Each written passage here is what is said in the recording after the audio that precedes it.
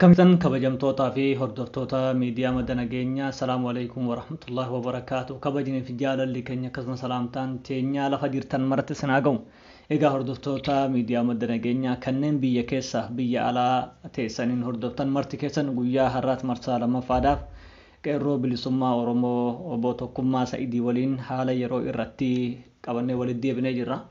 Tokkummaa Sa'id bilxiqinnaan dhiyengaddaa maqaa shanee jedhuun walgahii dhoksaa geggeeffattee sagaleen isaanii miliqee nu ga'e irratti deebii maal qaba kan jedhuu fi akkasumatti illeen uummanni keenya haala amma deemaa jiru kana akkamitti hubatuu qaba kan jedhuu fi uummanni keenya biyya keessaa biyya alaa jiru hoo haala kamitti wal ilaaluu qaba yeroo ammaa hamtuu tana keessatti kan jiru bal'inaan qabxiilee tokko tokko kaafnee irratti kan waliin mari'annu ta'a.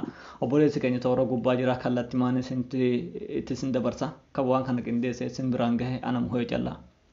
Aloo salaamu alaykum wa rahmatullahi wa barakaatuh. Wa alaykum assalaam wa rahmatullahi wa barakaatuh. Akkam nagaa fayyaa Tokkummaa. Akkam jirtan fayyaa mamii nagaadha muhee akkam.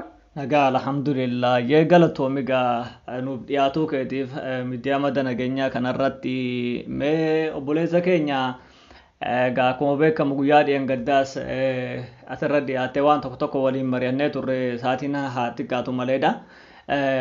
Yeroo ammaa guyyaa dhiyengaddaa akkuma beekamu nama walitti warroonni godinaa hundi ishiitii walitti dhuftee fala walgahii fala jedhamu fala ni fida jedhamee yaadamu akka isaaniitti geggeeffatanii jiranii walgahii sun egaa badii fi wal balleessuu waan taateef namni keenya illee egaa obsa dadhabee dubbiin tun akka rakkoof deemtu arganii sagalee isaanii jalaa busanii nu harkaan ga'anii turanis illee waan kana hordofuu hin dhabdu jennee abdii qabna.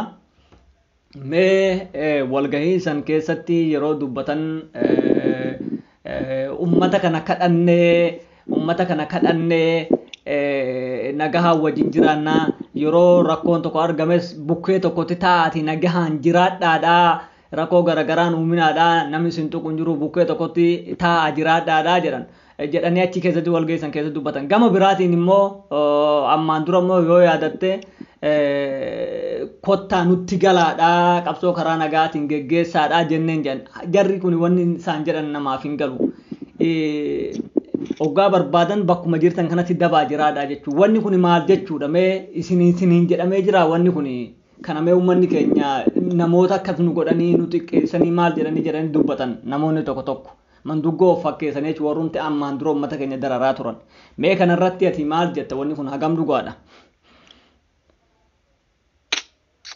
Wanni kun dhuguma dhageetiin jira sagalee isaa saduu dhaggeeffadheen jira waan baay'ee nama ajaa'ibus waan baay'ee nama gaddisiisus waan jarri kun egaa mootummaaf illee dalagaa warra nami dalaganillee warri nami maqaa mootummaa waan maqaa maanguddummaa qabu tokko waan dubbatuun haasa'uun sanaa isaanii waan hedduu nama gaddisiisu isaan amma yaadni isaanii wanta shanee jedhamu isaan cinqee osoo hin taane uummanni keenya bakka kanatti wanni inni hubachuu qabu. Jarri kuni eefa mootummaan kuni sirni wayyaaneedha sirni TPLF yookaan mootummaan Tigree nu bulchaa ture eega dhaabbatee warri har'a maanguddoo jedhanii akkasitti haasa'an kuni warra lafa uummata naannoo Kamiseetii fi Kamisee keessa uummata keenya buqqisee gara baadiyyaa keessatti godaansisaa turedha san.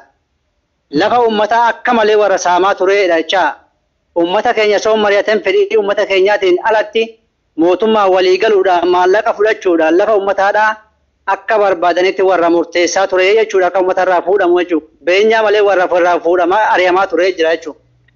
Fakkeenyaaf lafa Kamisee yoo kaafne uummati keenya amma naannoo san jiraatan kan beenyaa malee achirraa ari'ame hedduutu jira.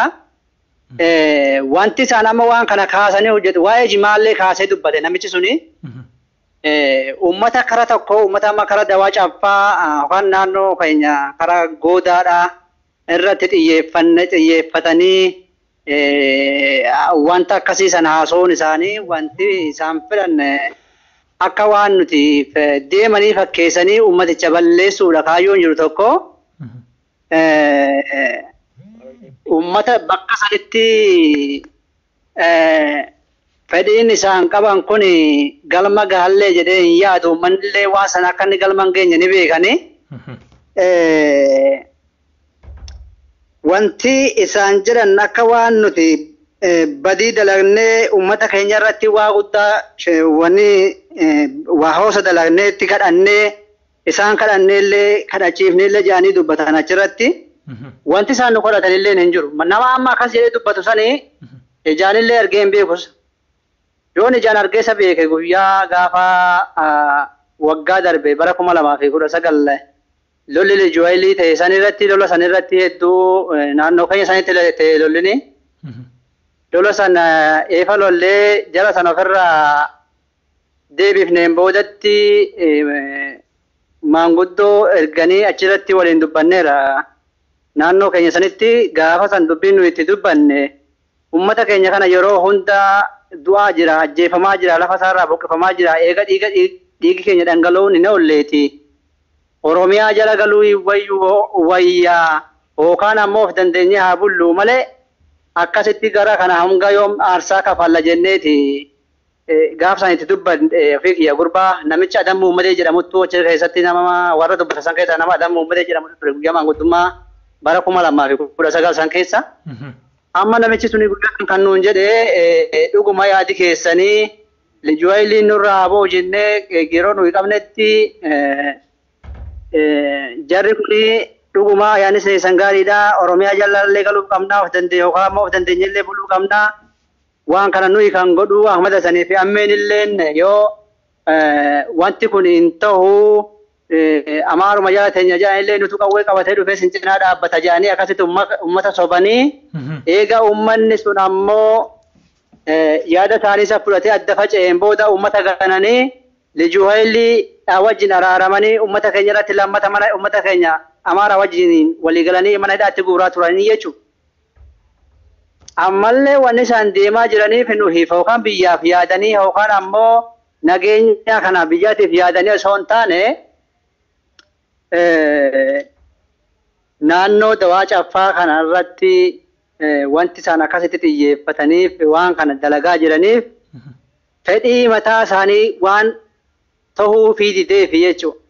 Namni tokko karaa mootummaatiin illee nuti yoo mootummaadhaan walitti bu'insa qabaannee yookaan falmiidhaaf yookaan qabsoof manaa baane namoonni naannoo sanii suni amaara isaanii yookaan ammoo isaan Oromoo miti warra wanni dhajeetii achirratti miidiyaa sanirratti dubbatee jechuudha. Uummata fakkeenyaaf uummata naannoo Jilleetii fi Hartummaan aanaa dawaa caffaa sana uummata sanirratti duulee akka yookaan jimmaa isaanii buqqisu yookaan ammoo qawweedhaan lolutti kan inni ibsatee waan san himachaa ture jechuudha. Maanguddoota isaaniif ta'an kan mootummaa wajjin dalagan gara gararraa waammatanii jechuudha. Uummanni keenya egaa kanallee ni hubata hin godhanatti fakkaatu. Wanti inni gaafa san dubbi jajjabduu akkasii dubbataniif kuni wanta nuti isaan fuula dura dhaabbachaa jirru lafa hanga ammaa saamanii gurgurachaa turan waan fixaniif lafa amma eefa jijjiiramaati asitti mootummaa warra godinaatii walii galuudhaan maanguddoonni har'a achisitti waan san dubbatan suni lafa liizii maqaa liizii waamuun lafa 36 gurguratan magaalaa Kamisee keessaa jechuudha. Warra naannoo Kamisee illee lafi isaan uummata irraa buqqisan waan dhumee jiruuf uummata san akkasitti sodaachisanii lafarraa buqqisanii uummata godaansisanii laficharraa godaansisanii laficharratti akka barbaadan laficharratti charatanii laficharra jiraachuu waan barbaadanii fi waan gurgurachuu barbaadaniif akkasitti ibsata jechuudha. Namni tokko badii dalage yoo namni tokko badii dalage nama badii dalage santu itti gaafatama malee uummanni ganda yookaan uummanni dawaa caffaarra jiraatu uummanni naannoo kanaa amaara jechuun kana uummanillee fudhatu immoo kana namillee dhugaa jedhee irraa fudhata jedhee hin yaadu fedhiin isaanii wanta lafa sanirra jiraachuu barbaadaniif. Immoo jimaa waa'ee jimaallee jimaa isaaniillee irraa binnee qamaa jirraa jiran jimaa hojjenneeti malee namni nuu kennee osoo hin taane qofforee uummanni keenya itti dafqeeti dhaabee gurgurachaa jira jechuudha. Waanuma mootummaan Amaaraa kun yeroo hunda jimaa jibbuuf jimaalleen akka buqqa'u karaa hora baasanii hojjechaa jiran. Waggaa darbanii yaadattan jimaa makiinatti irra deemaa ture jechuudha. Ammallee jimaan uummanni keenya sababa lola saniitiin lola achirratti banansaniin gabiyaan jimaa bittinnaa'ee iddoo dira gizee gurguramuu jirurraa waan gara biraatti geessanii jiranii jechuun ummanni keenya dawaa caffaarratti shaahii gurgurachaa ture daabboo baanii gurgurachaa ture kan jimaa achitti gurgurachaa ture kan walirraa kadhatee qareessee gurgurachaa ture kan ummanni keenya itti achitti iddoo gabiyaa isaatti wal gargaaraa ture ummata isaanii fedhii namoota isaaniif ta'an guutuutiif jecha gabaa garaa fi barbaadanitti jijjiirratanii achirratti ofiitti fayyadamaa jiran. Waggaa darbe bara 2019 keessatti gabaan kun jijjiiramuudhaaf jennaan ummanni hundi bakka hundaa itti buqqee isaan dura dhaabbatee isaan dhorge. Amma sababa saniin amma lola kanatti fayyadamanii gabayaa sanillee jijjiiran jechuudha. Gabayaa jimaa sanillee achirraa kaasanii jijjiiran. Malee wanti isaan amma jara kanatu kadhannee jedhan kun wanti isaan nu kadhatan hin jiru. Wanti isaan nu wajjin haasa'an hin jiru. Maanguddoonni nu wajjin haasa'an illee hoo jiraate maanguddoota biraati. Maanguddoota biraa wajjin waan haasofne san ammoo hin guunne jechuudha. Maanguddoota sanillee durga gaafa wajjin haasofneeti waan waliin haasofne irratti deebinee waan waliin dubbanne hin qabnu tole mootummoota ni gaafanna jedhaniituma deemanii kana nuun jedhanii jedhanii deebii nuu kenname hin jiru. Yaa mee galatoomii kana darbii ammaan dura goone keessa dubbattee jirta namoonni kun namoota garaagaraa tumanii rakkisanii jiran isin namoota nagaatti quxanii beeytanu. Na kana ummata keenya turagaadha beeyta nuti ummata keenya turagaadha isaan gana waan baay'ee hojjechuu danda'an ta'an beekamu jarri kuni mee ummanni kana nagaa ni ba'a maraataa kan ajjeese isaanii nama nagaallee kan karaarra deemaa jiru kan ajjeese isaanii uffannaa irraa baasanii cidhaan qullaa oofanii kan isaan wanni godhaa jiru isaanii kan mana hidhaatti guuramee jiru amma gariin maraataadha. Kaan ammoo nadhoo dubartoota kan mana hidhaatti guuree hidhaa jiru isaanii nuti ummata keenya irraa midhaan nyaatamullee kadhannellee irraa fudhannee hin beeknu nuti yoo nuu kennan malee wanta ummata dararuudhaaf manaan nu baasu hin jiru nuti qabsoo hin goona taanaan ummataaf qabsoo godhama malee ummata dararuu fi ummata nagaa tumuudhaaf himmi. Jarri maqaa nama balleessuuf himoo kan nuti ummata biratti akka fudhataman arganne fudhataman ummata biraa qabnu balleessuudhaaf jecha waa baay'ee haasaan akkuma dhihoo siif kaase fakkeenyaaf waa'ee sababa lola saniitiin ta'ee ummata wajjin hidhata guddaa godhannee sochii goonee walga'iillee hedduu gaggeessaa turre viidiyoollee ni qabna. Waan san ummata kana akkamitti ummataan adda baasnaa isa jedhu irratti mari'ataniiti jechuudha. Walga'ii isaanii irratti illee yaadi kun ni jira. Hoo dhageessiraatte ummataa fi isaan akkamitti adda baafna isa jedhu irratti mari'ataniiti maqaa isaan balleessuu fi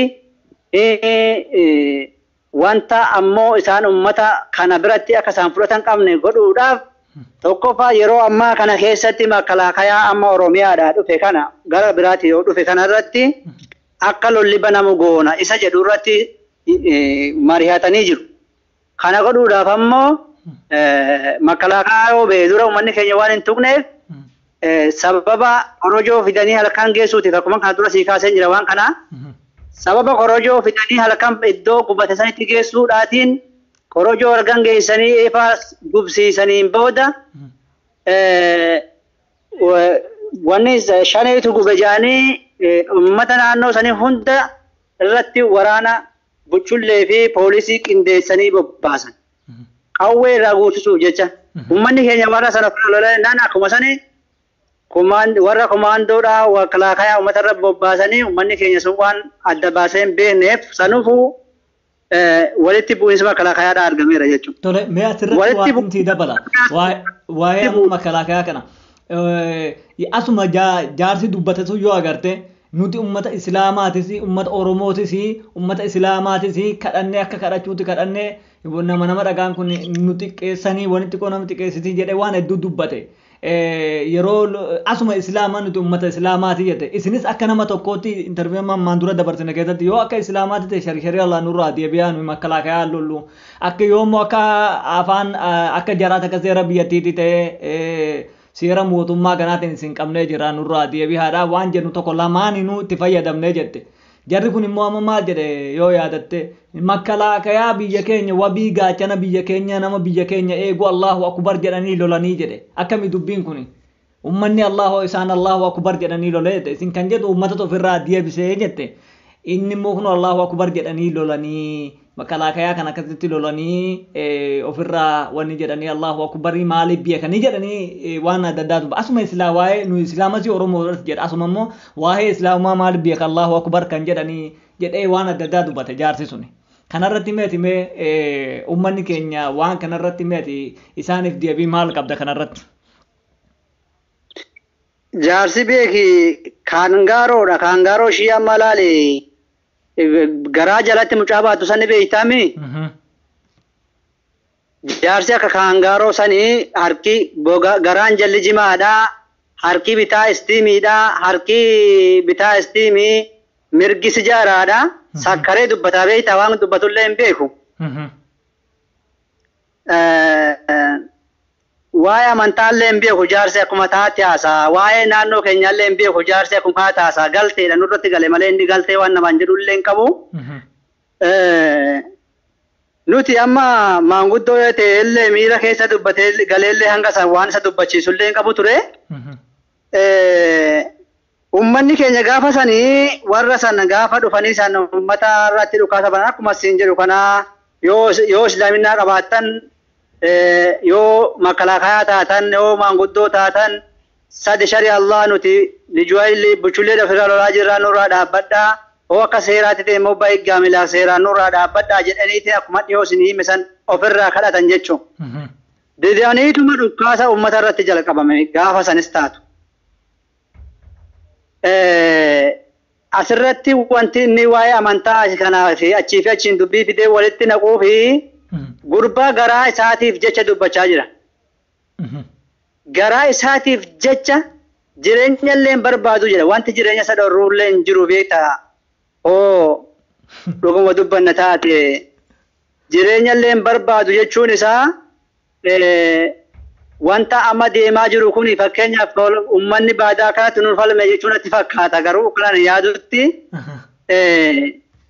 gurbaan wanta amantaallee hedduurra deddeebisee dubbate immoo jedhe kun waa'ee amantaallee hin beekan jedhee dubbate amantaa kana akkuma muslimaatti namni tokko nama sijjeesuuf ka'e tokko maqaa amantaa muslimaa kiristaanaatiin waamtu Allahu akbar jedheetuma du'a namni keenya baga du'aan oollee beektaa? Akkas.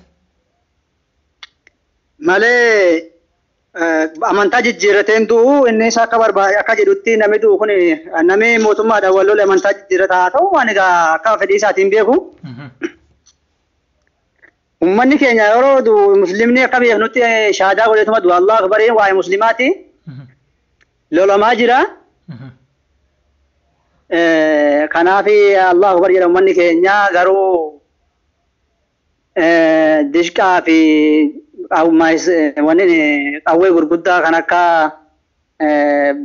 maali qawwee amma kana amma gurguddaa hedduu meeshaa gurguddaatti irra dhukaa jira uummanni kanaaf waan akka loon shariifaatti irra dhukaa ture gaafa sanii kanaaf shaadaa godha uummanni Allahu akbariin waa muslima keenya muslimii ittiin gaafatamu mii kuni beektaa amantaa keenya.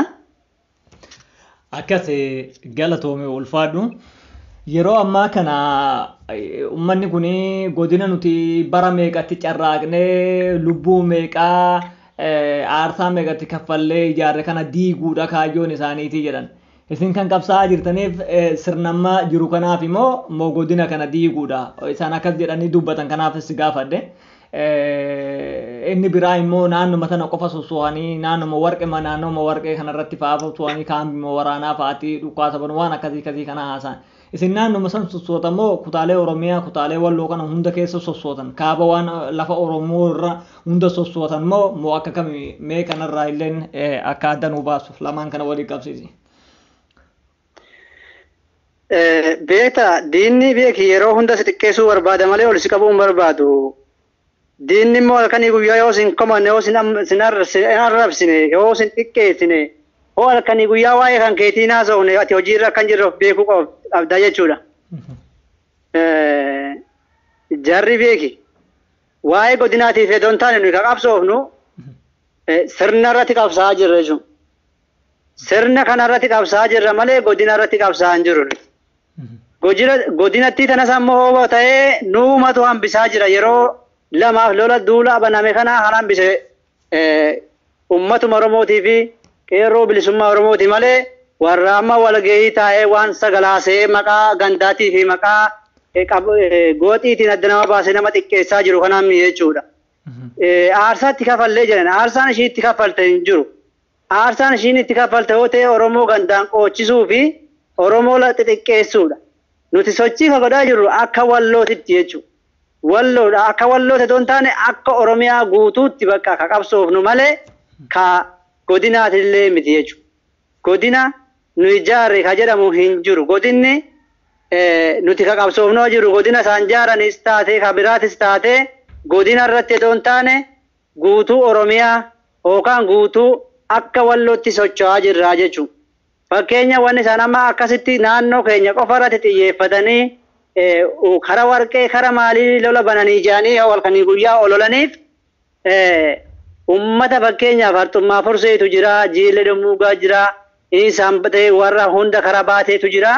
Warri sun yeroo hunda warri kun gandaa warra qabsaa'u akka jedhuuf jecha waan kana ololti malee waraana yookaan akka waraana bilisummaa Oromoottis ta'e akka qeerroo bilisummaa Oromoottis yookaan akka waraana bilisummaa Oromoottis yoo ta'e ka socho'amaa jiru gandaaf osoo hin taane walloo guutuu keessatti sochii godhaa jirra jechuudha. Ijoolleen nuti kan wajjin jirru ijoolleen nu wajjin jiran Arxummaa Fursee jira, Baatiitu jira, iddoo hundarraa ganda tokko qofarraa ka ijaarramnee soso'aa jiru. Akkuma olola isaanii kanaa miti jechuudha. Abaluun nu wajjin jira, abaluu wajjin jirra jennee ifa baafnee haasawuu hin barbaachisu. Gandaafee miti ka qabsoo. Uummanni ala jirtanillee wanni hubachuu qabdan ijoollee Arxummaa nu wajjin jira, ijoollee Baatiitu nu wajjin jira, Caaffaatu nu wajjin jira. Akkasitti hubadhaa malee ijoollee ganda goodaa qofaa miti ka sochii godhaa jiru amma. Garuu jarri akka itti hubatutti bakka sabboonummaan itti baay'ate itti jabaattee fi bakka naannoo magaalaa jalatti waan dhiyaatuuf xiyyeeffannaa guddaa gootee dura ishii ofirraa balleessitee kan naannoo Arxummaa Fursiitillee kan naannoo Jilleellee suutuma jennee jedhanii sabboonummaa balleessuudha. Itoophiyaa ijaaruudha wajarri ka deemaa jiruuf nuti immoo Itoophiyaan sirni isaan amma jedhaa jiran kun nuuf hin taane sirni kun jijjiirramuu qaba jedhee warra qabsaa'aa jiru. Isaan ammoo ka jedhaa jiran godina nu jalaa jiisanii makalaakayaan nu jalaa rukutumee jedhaa jiran. Makalaakayaa kan rukuchiise isaan rukuchiise rukutamee raatillee ka qiddeessee makalaakayaan akka rukutamu godhe itti fayyadamuuf jecha isaani. Halkanii guyyaa maqaan isaan amma ol kaasanii akkanatti iyyan kun kijiba isaaniiti. Gandaan gad xiqqeessanii uummata keenya walitti buusuuf kan hojjetamaa jirudha kun amma uummanni qalloo irratti gaafa lola Amaaraa ijoollee nama sadii jedhanii kaasan walgahii isaan irratti yoo hubatte gaafa walgahii dhoksaan godhatanii raadiyoo madda nageenyaan illee waan san wanni godhan irratti ijoolleen nama sadii Arxummaa Fursee fi Jiilee Dummuugaan hinduun jedhanii nama sun hin darbin Lijuwaayiliin asiin jedhaniiti dhumanii jedhan namoonni sun gootaa jedhan. Jarri kun yeroo hunda gaafa du'e qofa ka goota jedhanii nama faarsu beektaa namni jiru isaan biratti yakkamaa fi hattuudha. Dhaggeeffadhu. Adda maliifaan namni keenya waan hubachuu qabu beektaa namni keenya eega namni asoo namni jiru waan hubatu namni keenya. Asoo namni jiru waa tilmaamee yaadu. Gaafa adda malii fi aluu waan du'anis warroonni amma har'a jara kanaa wajjin akka waan gandaa qabsaamuu jirutti hubachaa jiran kuni gaafa damaliitii fi aluwaan du'anillee gaafa jarri sun shira san qindeessee damaliifaa aluwaafaa waladdeerra ba'anii qeerroon sun qabeenyi keenya biyya kanaan deeminii jedhanii lafa waladdeetii fi lafa investimentii amma seeraan ala ummata keenya irratti lafa horsiisee bulaa hunda lafa qotee bulaa hunda walitti sabasabee taa'ee jiru kun ummataaf haa deebi'u jedhamee ka qabsaamaa ture san irratti akka waan ofii dhuunfaa fudhachuuf deemaniiti jarri kun hattuudha jedhamee farrajamaa ture jechuudha. Eefa jarri sun du'an hin booda namni keenya goota jechaa ture jechuudha. Sun ammallee ka dalagamaa jiru kan namni gandaaf qabsaa'u hin jiru. Akka wallootitti yookaan akka guutuu Oromiyaatitti qabsoofnu sirna irratti. Warri halkanii guyyaa nu arrabsuu jiru warra sirna kana jaaruu barbaadu, warra sirna kana jiraachisuu barbaadu. nuti qabsoofne yoo wareegamne taatellee guutuu Oromiyaatii fi biyya keenyaaf malee ganda keenyaaf miti jechuudha. Yookaan waan dhuunfaa deemnuuf hin qabnu, dhuunfaatti waan barbaadnu hin qabnu. Hattuu jedhanii yookaan ammoo waan nyaatan barbaaduudhaaf ka jedhanii ofarra janillee ummanni biyya keenyaa wanta inni barbaadu hin jiru akka dhuunfaa isaatitti akka barbaadetti jiraachaa waan isa jiraachisuu qaba. Saba Oromootiif jecha manaa baane malee mana keenyallee kan itti dhabne, qabeenya keenyallee kan itti dhabne, maatii keenyallee kan itti dhabaa jirru waan dhuunfaa barbaannee yookaan ammoo garaa guuttachuuf miti. Warri garaa guuttachuudhaaf deemaa jiru, warri gara isaatiif dubbachaa jiru akka waan sakraaneetitti, akka waan waasaayuun isaan haasaanillee akka waan nama fayyaa hin qabneetitti dubbachaa jiru kuni wanni isa akkaan isaan maraachaa jiru qabeenya ummataa warra nyaachuu bare, dhiiga ummata kanaa warra xuuxuu bare. Kinoo maqaa gaafa ati falmitu gaafa kaan shaneedha jedhu, gaafa kaan shaneedha sin jedhu, shaneen hin jiru jechaa turanii shaneen hin jiru wanni isaan jechaa turaniif wanta biraa doon taane wanta mootummaa Amaaraatiin walitti bu'anii qofa malee uummata keenya farajuuf hin jechuudha. Aangoo isaanii tursiifachuudhaaf jecha. Malee uummata kana nagaa buusuudhaaf hin. Nagaa uummata kanaa hoo kan yaadamu taate kadhannee dhiifnee ka jettu mee isin amma waggaa kana keessatti ijoollee amma wareegamte yoo lakkoofne lakkoofsiin fixaame akkasitti yoo kan hubannu taate ijoollee wareegamte tunillee gandaaf wareegamte jechuuf wal deemtan jechuudha. Muhammad Hussein Khartoum irraa kan wareegame gandaaf wareegame jechuuf deemtan deema jechuun manni kuni ka ammoo ijoollee uranii salaama dawwee irraa wareegamtellee gandaaf jechuuf deemama. Ka ammoo Khartoumillee wareegame, Khartoum irraa wareegame, kan Jiqorillaa irraa wareegame kuni ganduma isaatiif du'e jedhamuuf deemama yoo akkas taate jechuudha. Wanti gandaaf qabsaa'amu hin jiru. Garuu namuu ganda bakka jirus ta'e gandaas ta'e iddoo jiru sabboonummaa isaatii fi hawaasa isaa jaaree yoo adeemu taate sirna kana kuffisuu dandeenya malee akkasumatti abaluun gandaaf qabsaa'a yoo jennu taate hoo ija walirratti qabanna taate gara fuula duraa deemuu hin dandeenyu jechuudha. Galatoome ulfaadhu asirratti ammallee waan deemu tokko jira. Jarri kuni jalqabuma fedhinnaadhaan hogaammata kana bilisoomsuudhaaf osoo hin yaanne hundi isaaniitu warra yakka dalagee, warra kaan nama ajjeesee, warra kaan maal jedhee jedhanii hedduu walgahii irratti kana odeessan. Namoota hedduulleen kanatti himan. Bee warra saniin odeebii maal qabdaaf kanarratti? Isin dhuguma nama ajjeesee mukatti shaffate moo uummata kanaaf qabsoonettanii muka seentan? Haa galatoomanii waan sanallee baga jedhanii qabsoo kana eegalle har'a eega abiyyiin dhufee osoo hin taane osoo abiyyiin dhufin duratti bara 3 qabna nuti bosona keessaa osoo taane. Sirna irratti qabsaa'uun keenya kun ragaadha abiyyiif mana akkam ba'in jechuudha. Nama du'ee jedhan. Nami gaafa qabsoof manaa ba'u nama maal godhuudhaaf manaa ba'a. Qabsoodhaaf manaa baate taanaan wanti diina kan keetirra si qotachiisu hin jiru jechuu baada qabsoodhaaf manaa baate. Garuu wanti nami ajjeesan jedhan kun soba isaaniiti ni kijibu. Ni kijibanii jechuudha. Eeba nama ajjeefne irra ta'e gaafa jijjiiramaan gallee magaalaa keessatti waajirri banamee waajira keessa dalagaa turre gaafa seeraan maaluu gaafatanii nuti. Kun asirratti illee uummata keenyatti sobuu fi jarri kun akka waan nuti yakkaan manaa baane yookaan ammoo nama ajjeefne shaffanneetitti farrajuudhaaf yookaan ammoo uummata keenya akka akkasitti hubatu fakkeessuudhaaf waan kana ololaa jiranii jechuudha. Galatoome. Amma dhumarratti warroota kanuma namoota tokko jira warra amma isaan jala deeme aanaa jiillee mugaarraa tokko waan dubbate immoo kadhumaati isa isaanii keessaa baaneeti. Ummata kana ummatarraa jiraatanii yoo dandeenye haga ammanaa isaan jiraachisuudhaaf dogongorreerraa eeganaan booda isaan balleessinaa yoo kan isaan hin balleessine immoo warri isaan nyaachisee isaan jiraachisaa tuni bakka isaan sheenan laalaa jedhee hedduu dubbatee jira. Jarri kun akka amma yaadan kanatti isin balleessuudhaaf ni danda'u. Warroota ammoo isin nyaachisee isin obaasu kana hoo waan amma yaadan kana irratti raawwachuudhaaf dandeettii ni qaban jettee yaaddu akka keetitti. Beeki namni kun waan ta'uu jiru beektaa namni keenya nuti rabbitti amanna malee namatti namannu garuu akkuma jedhan sana beektee jarri amantaa rabbiillee hin qabdu natti fakkaata akka hubadhutti kan nama balleessuu danda'u rabbi malee namni nama balleessuu hin danda'u beeki. Kan si balleessuu danda'u rabbi malee namammi. Ammoo akkuma isaan nu balleessuu yaadanitti kan nu jiraachisuu yaadutu jira beeki. Akkuma isaan halkanii guyyaa nu balleessuuf dalagan kan akka nu halkanii guyyaa jiraannee jabaannee diina kanarratti qabsoo jabeessuun kan nu godhaa jirutu jira. Kanaaf wanti isaan akkasitti hubatan kun dogongora. Ummata kanaaf fakkeenyaaf kan of jaalachiisaa jiran duullaani kan ammoo sodaachisaa jiran ummanni kun akka nuti isaan qabsoofnu isaaniif qabsoofnu akka nuti saba kanaaf qabsoofnu wallaalee soon taane sodaa duullaa isaanii sodaa du'aa sodaa hidhaatii fi sodaa wanni sirna kan cunqursaa sirna ummata keenya cunqursaa jiru kanaati malee isaan jaalatee wajjin bulaan jiru. Ammas wanni isaan jedhaa jiru ragaadha jechuudha. Ummanni kun yoo kan isaan deeggaru taate ni jeefna. Ummanni kun yoo kan isaan wajjin deemu taate ni finna. Jechuudha ka jechuuti jechuudha kun.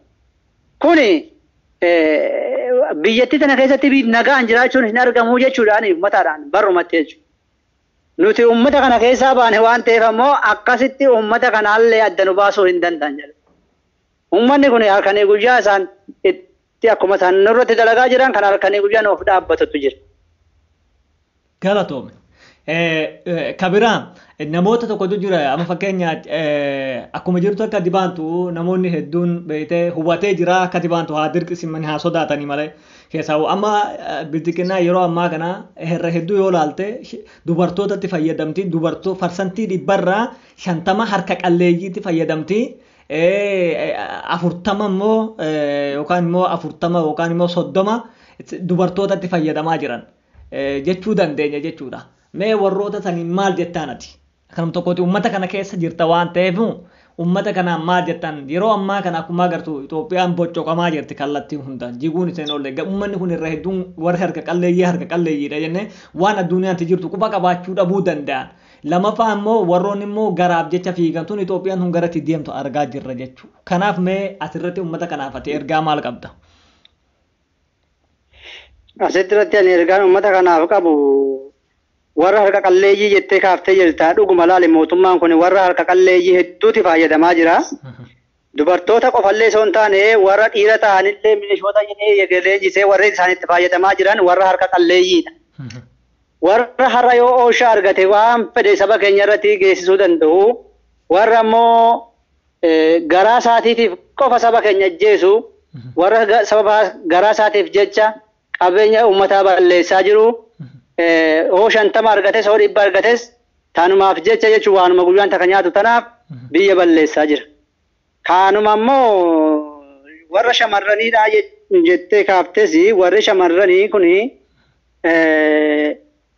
uummanni keenya kuni beeki hubannoo dhabuurraa ka'e malee warri hubatellee hedduu jira. Hubannoonis ni jira naannoo iddoo tokko tokkotti hubannoo gara dubartootaa illee hedduutu jira. Kara tokko tokko immoo hubannoo dhabuutu jira jechuudha. Jarri kun dubartoota illee ta'ee itti fayyadamuun ishiidha. Kana itti fayyadamaa jiraatu yoo hanqinni jiraate akkuma wallootitti uummanni keenya kun akka siyaasaatti dubartoota waan ofitti hin bunneef amantaan keenya immoo dubartoota yookaan akka wanniititti waan jabeessuuf itti siquu dhabuurraa yookaan ammoo akka siyaasaatti irratti dalaguu dhabuurraa ta'uu mala barnootas ammoo akka wallootitti beeki. Uummanni keenya kun barnoota dhorkamee har'allee barnoota irraa fageeffamee warra ofii isaaniitiif jecha saba wanni kaan cunqursanii kaan barsiifachaa jiran malee warri kaan baadiyyaa kana keessatti hedduu barnootaan qabu barnoota irraa adda fageeffamaadha. Waa'ee amma addunyaan irra jirtullee quban qaban waan ta'eef isaan kaan itti fayyadamaa jiranillee hubannoo dhabuudha. Kan ammoo akkuma jettu kana waanuma xiqqoo maallaqa amma seeftineetti hidhamumaa jedhamullee kanaan illee gawwamsanii kan gawwamsaa jiranitu jira. Kaan ammoo dirqumaanii waa hedduutti fayyadamaa jiranii illee kan hubannoo dhabuurraa natti fakkaata. Maal jettaan ati akka nama qabsaa uummata kanaa qabsaa'u tokkotti? Ani kan akka dhaamsa kiyyaatitti wanni jechuu barbaadu akkuma fakkeenyaaf namichi jeessamaa jiru kun akkuma kan namoonni dhala ofiitti jabeessutti hundumti dubartiin waan amma deemaa jiru kanarratti hubannoo argatanii saba keenya kana cinaa dhaabbachuu yookaan ammoo mootummaa kanarraa illee of qusatanii gargaarsa illee bakka jiran hunda dhiira deeggaranii dhiira mana keessaa illee jabeessanii gara raasuu osoo hin taane kutannoodhaan namuu qabsoo irratti jajjabeessanii beektaa mana keessa kaasii qabsooni namuu bakka jiru jajjabaatee qabsoo tana mootummaa amma uummata keenya kan guyyaa ajjeesaa jiruu fi kan maraataa ajjeesaa jiruu fi kan nama nagaallee ajjeesaa jiru kana irratti dhiibbaa godhanii gara fuula duraatti akka tarkaanfachiisaniin jedha qabsoon beeki karaa dubartiitiin hoo tarkaanfatte irra faayidaa guddaa qabdi kanuman dhaama. Galatoomii dhumarratti jaalli kan kee yeroo ammaa kana Aliyyuu Hussein mana hidhaa keessa jira. Wanti Aliyyuu Hussein mana hidhaa keessatti qabamee kanatti dararamaa jiruuf maali kana xiqqoo irraa gabaabsinuu tuqe dhumarratti immoo uummata keenya biyya keessaa biyya alaa jiran keessaa warra biyya alaa jiran kana wanti addatti jabeessitee uummata keenya kana dhaamtu asumaan carraa sii kenna. Kan Aliyyuu Hussein wanta biraan qabunni yakkinis hin jiru. Yakka biraa qabaatee don taane yakki inni itti hidhame Oromummaadha akkuma sabboonaan tokko itti hidhamutti hidhamaa jira. Jibba fakkeenyaaf akka wallootitti wanta kun beeki akka wallootitti cunqursaa addaatutu jira beeki kan naannoo maraatiin godhamu kan mootummaadhaan godhamu kan jibba kaabineetiin godhamu hedduutu jira waan ta'eef amma jibba warra kaabineetiin kan inni hidhamaa jiru waajjira sanirratti hirmaatee barreessaa waajjira damee walloo ture. Sanii wal qabatee achirratti gaggeessaa eega tureen booda akkuma waajjiroonni kaan Oromiyaa keessatti illee iddoo adda addaatti cufameen waajjira sanillee cufuu fedhii waan qabaniif anillee achumarran ture yeroo sanitti akka itti gaafatamaa Dawaa Caffaa fi magaalaa Kamisee ture. Sababi isaati waanuma sabboonaa ta'ee fi waanuma miseensa baa'oo ta'e qofa malee wanta biraa yakka biraan qabu innis jarri nama sabboonummaa qabu kana balleessuma feete waan ta'eef yakka adda addaatti moggaaftee yookaan nama ajjeesee beekaa jetteetuma mana hidhaa keessa tursiisuudha kan ishiin fedhii qabduuf wanni inni mana hidhaa keessa jiruuf malee yakka biraa qabaateen. Ayyee galatoomii ulfaadhu uummata keenya biyya alaa jiraniif maali wanni itti dhaamtu wanni akka jiraattoota biyya alaa tokko warri biyya alaa jiru kun biyyattii sanii humna waan ta'eef. Uummata keenya biyya alaa jiraniif waan inni dhaamu ani akka kiyyatitti wanti hedduutu deemaa jira. Waanuma amma haasofne kana hundaan wal qabatee waan hedduutu deemaa jira. Kaan gandaaf qabsaan jedha kaan ammoo waan hedduutu haasa'amaa jira. Qabsoon biyya keessatti godhamaa jiru qabsoon walloo keessatti ammaan tana deemaa jirus Oromiyaa guutuudhaan wal hidhateetuma ta'ee akka wallootitti godhaa jirra akka guutuu Oromiyaatitti. Kanaafuu namuu karaa jiru warra mootummaa kana yeegurra dhaabee warra bulchullee mootummaatii fi bitamtee mootummaa dhaggeeffatee maqaa balleessii fi gandaan wal qoodee gandaan namuu gandaan wal farrajuu kanarraa bilisa akka ta'uun barbaada. Wanti amma deemaa jiru akka wallootitti jabaanneetuma sirna kanarratti qabsaa'uudha ka barbaannu waan ta'eef.